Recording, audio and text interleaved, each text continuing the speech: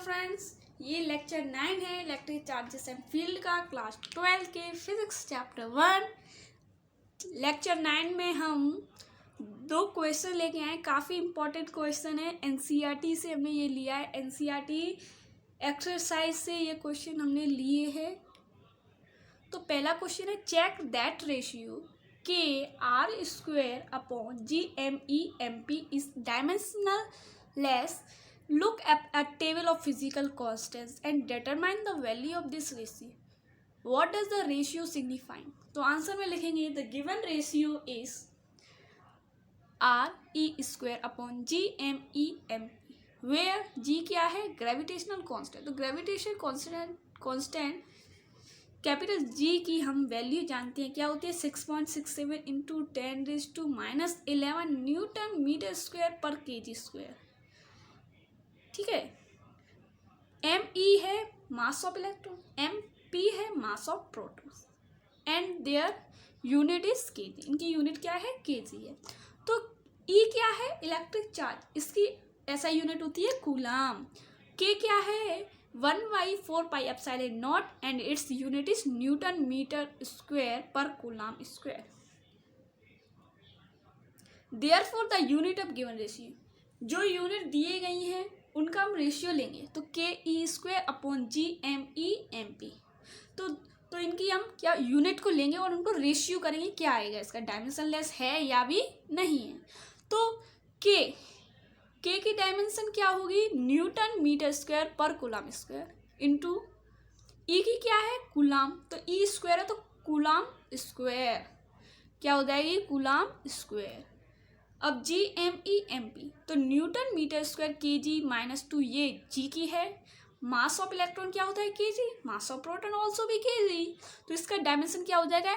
m0 l0 t0। Hence the given ratio is dimensional. तो हम मानेंगे कि जो दिए गई रेशियो है वो डायमेंशन लेस है। तो यहाँ पर ई की वैल्यू क्या हो जाती है? 1.6 इंटू 10⁻⁻19 कूलम। ई मतलब चार्ज क्या हो जाएगा? इलेक्ट्रॉन का चार्ज क्या होता है? 1.6 इंटू 10⁻⁻19 कूलम। कैपिटल जी की वैल्यू क्या होती है? 6.67 इंटू 10⁻11 न्यूटन मीटर स्क्वायर पर केजी स्क्वायर।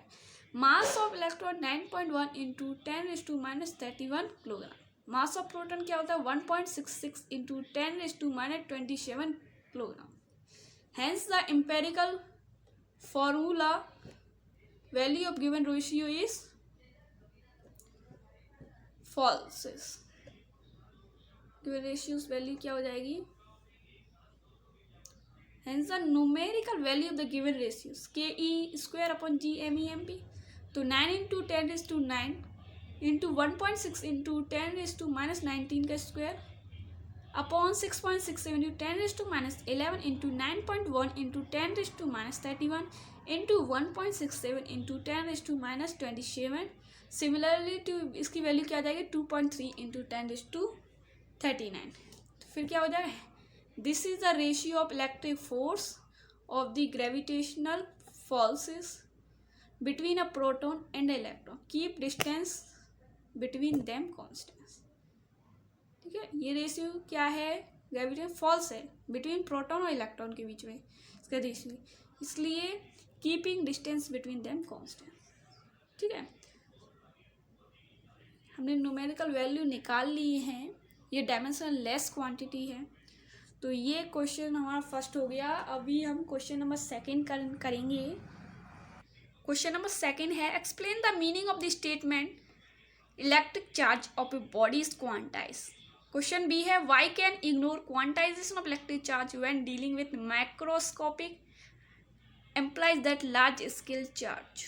हम आंसर देखते हैं। फर्स्ट वाली का आंसर क्या है? क्वेश्चन क्या है पहले वाली का? Explain the meaning of the statement electric charge of a body is quantized. हमें स्टेटमेंट का मीनिंग बताना है कि इलेक्ट्रिक चार्ज किसी ऑब्जेक्ट पर क्वांटाइज है। Electric charge of a body is quantized. Answer देख रहे हैं, electric charges of a body is quantized. जो बॉडी है या कोई ऑब्जेक्ट है जिसका इलेक्ट्रिक चार्ज क्वांटाइज है, this means that only integral number of electron can be transferred from one body to another. इसका मतलब ये है कि ये नंबर ऑफ इलेक्ट्रॉन इंट्रीगल होंगे केवल, जो एक बॉडी से दूसरी बॉडी में ट्रांसफर हो सकते हैं। Charges are not transferred in fraction, जो चार्जेस हैं वो फ्रैक्शन में ट्रांसफर नहीं होते। Hence a body possesses total charge only in integral multiple of electric charge. इस प्रकार से जो कोई बॉडी है या ऑब्जेक्ट है वो केवल टोटल चार्ज हो सकती है integral multiple of electric charges के इंट्रीगल मल्टीपल। ये फर्स्ट वाले का आंसर हो गया। सेकंड वाले का क्या हो जाएगा, why can ignore quantization of electric charges when dealing with macroscopy. जब हम बड़े लेवल पर हम इलेक्ट्रिक चार्ज को देख रहे हैं तो क्यों इसे इग्नोर कर रहे हैं क्वांटाइज से होने से। इन मैक्रोस्कोपिक या large scale charges the charges used are huge as compare to magnitude of electric charge. Macroscopic level पर या लार्ज स्केल चार्ज पर हम चार्ज को कंपेयर करते हैं इलेक्ट्रिक चार्ज के मैग्नीट्यूड से। Hence, quantization of electric charge is of no use on macroscopic scale। तो इस प्रकार जो इलेक्ट्रिक चार्ज का क्वांटाइजेशन है वो मैक्रोस्कोपिक स्केल पर यूज नहीं होता है। Therefore, it is ignored। इसलिए इग्नोर किया जाता है। And it is considered that electric charge is continuous, इसलिए इसे माना जाता है कि इलेक्ट्रिक चार्ज है वो कंटिन्यूस है। तो फ्रेंड्स ये लेक्चर 9 है। लेक्चर 9 में हमने 2 क्वेश्चन कर लिए जो काफ़ी इम्पोर्टेंट है, एग्ज़ाम में इस साल पूछे जा सकते हैं। तो हमारा लास्ट लेक्चर बच्चा है लेक्चर 10।